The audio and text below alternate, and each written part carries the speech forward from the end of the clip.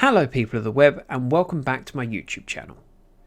Today we're making a showcase video of GingerBeardMan's Guardian farm, which is from the 2017 Vanilla High Legacy server, running Minecraft 1.12.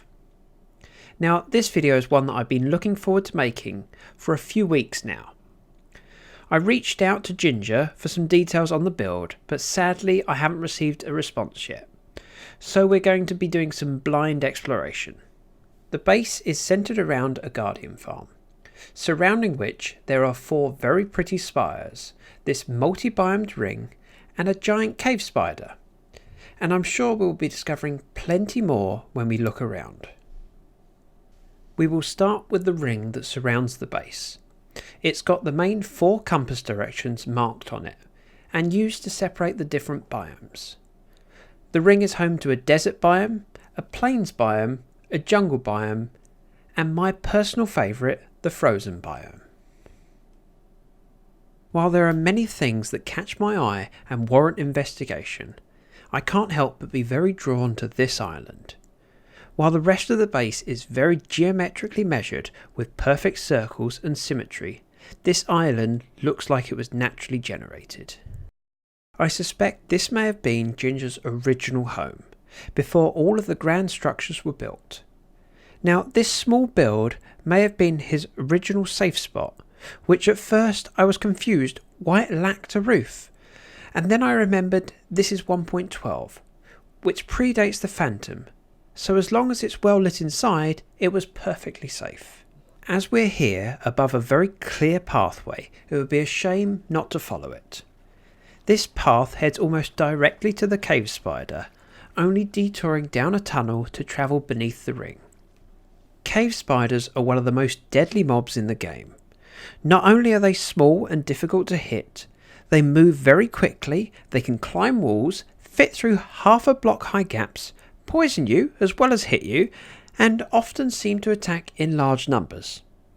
I know I've been caught out a few times by swarming spiders when caving before, and the idea of a giant cave spider gives me the chills. Beneath the abdomen is a drop hole, with no visible escape route.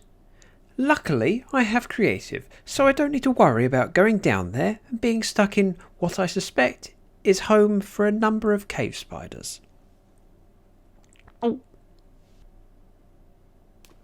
Now that we're down here, I think it's a pretty safe bet to assume that Ginger normally gets out via the Nether.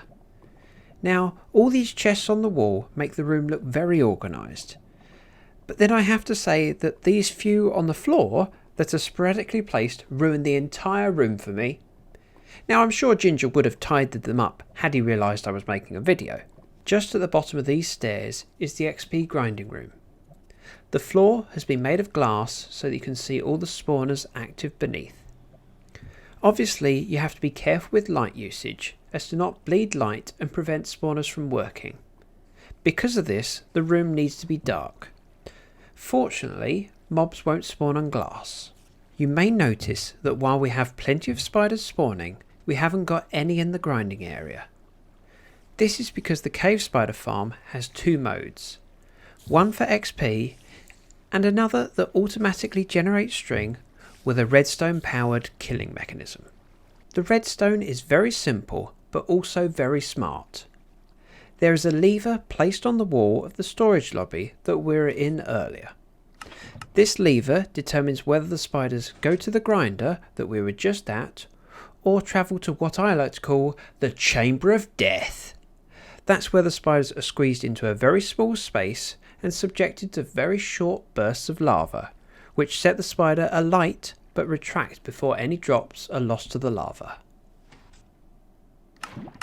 When I discovered this base and got excited about sharing it in videos, I shared my screen with Hushbug so she could see some of this awesome base, and she asked what the snow golems were for. Now, while I'm not entirely sure of their purpose, I believe they're in place so that they knock the spiders off the walls if they decide to climb. Also, for those of you that are curious, this farm houses 6 cave spider spawners, although I believe only 4 of them are active from the XP grinding area. time had come for me to leave the cave spider spawner and start to explore the rest of the base. But I thought rather than flying up, I could go through the Nether Portal. This quickly made me realise that I've actually been here before. You see, if you go through the Nether Portal, you end up at a fairly standard Nether Portal underneath, I think, a lava lake. And this is very familiar. I remember it because when I was new to the server, I did come here. And I thought, well, what's the harm in visiting, even though it does say no uninvited guests. And funny enough, if you go through it, you end up in this room of death, basically, where all these guardians are named. Here we go. Yeah. Now, I presume that this pressure plate is designed so that it deactivates this portal and activates the one above. But rather than try and figure that out, I'm just going to cheat. There. This is the other portal. These stairs take us up towards the Guardian Farm, which is the centrepiece for the base. And while certainly very impressive, I think we should look at the 4 towers first. While to the best of my knowledge these towers are identical in structure, there are some very noteworthy differences. The 2 northern towers are as empty as the space between the ears of most politicians. On the other hemisphere we have 2 very useful towers, the first of which houses a villager breeder, which is certainly a must for any mega base. After all, who doesn't enjoy realising you've gained another nitwit? Which might be the reason so many people invite me over. Just beneath the breeding pen is a very long drop to what I assume is the holding pen to keep new additions in, ready to be moved to wherever they might be needed in this incredible base. The other utilised tower has been made into a sugarcane farm. And while I have seen far bigger farms, this is certainly enough for a single player to use, and turns the tower from being a purely decorative build to being functional too. And now that we've explored the outer buildings, I think it's about time to look at the Guardian Farm. At the core of the structure is a large fish tank, with glass on the 4 walls so that you can witness guardians spawning and sinking down towards the killing mechanism. This is actually very similar to the first Guardian Farm that I built so many years ago, although mine was nowhere near as majestic.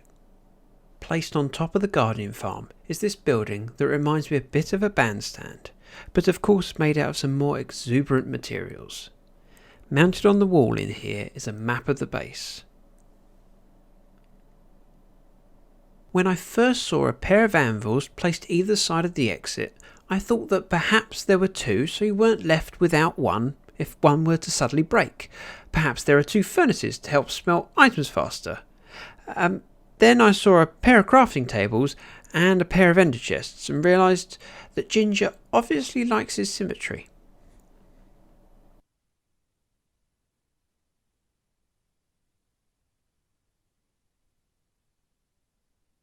Whenever I stand in one of these places and think about how big and spacious they are, I have to remind myself of how this entire area was once an ocean, and how much time goes into clearing away the water, digging the ground from underneath the water, and then the time-consuming work of placing this entire structure. And as if digging out the space for the farm wasn't enough, beneath what I initially believed to be the floor is a huge space that's been dug out, and Ginger has built a number of farms in it. I very recently built my first potion brewing machine in my Let's Play series, and I couldn't help but notice that this didn't have many ingredients in it. It turns out that this machine is entirely built to make potions of invisibility. Something tells me that Ginger likes to cause mischief. Since recording the last clip, I got a response from Ginger. Thankfully, he didn't object to me making the video, although at this point I may have just pretended that I was already finished and he had plenty of time to object. He was actually happy for me to showcase this build, but asked me to mention that Pearl 7 was a massive help in decorating the cave spider farm. He also made a point to say that he regretted never finishing the build. This project is gigantic, especially for a solo build, and easily one of the most impressive I have seen. It's easy to see that GingerBeardMan is very talented, and I hope that one day he might find time to come play on the server once more. Next, I want to show you Ginger's very sizable villager-powered carrot and potato farm, with 2 full layers of each.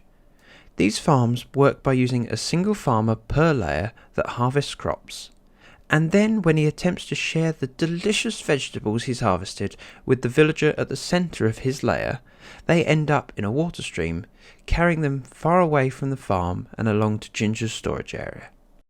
Close by to the veg farm is a slime farm.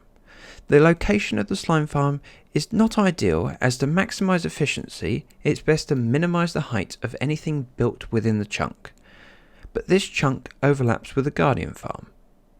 However, it's a cool build, and I'm sure it still produces plenty of slime to justify the effort required to build it, especially as it's at the core of the base and so would have been loaded regularly. At first sight, this wall appeared to be decorative, but when I poked my head through to the other side, I realised that there was a significant collection of villagers here, and most of the important books were on offer. This would have been handy to know when I was playing on the map, as I'm sure we were missing a couple of trades that we could have stopped by to get a hold of had we known about it. Just to the side of the trading hall is a rather curious door.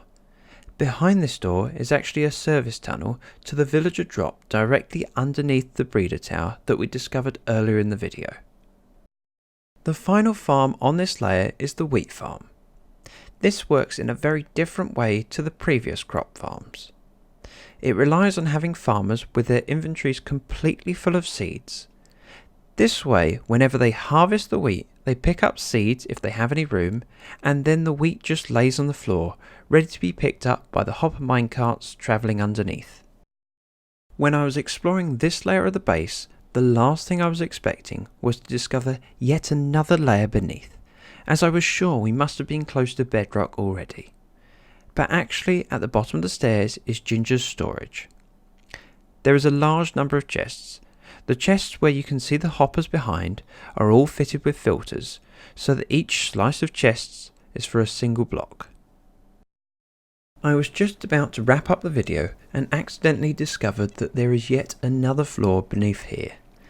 Squeezed between the storage area and bedrock is a cat-powered creeper farm. The cat seemed to have been moved and the layer lit up to stop spawns. I'm curious why this farm was disabled. While there is inevitably more hidden treasures to the base, I'm going to finish the video here. I thoroughly enjoyed exploring this build.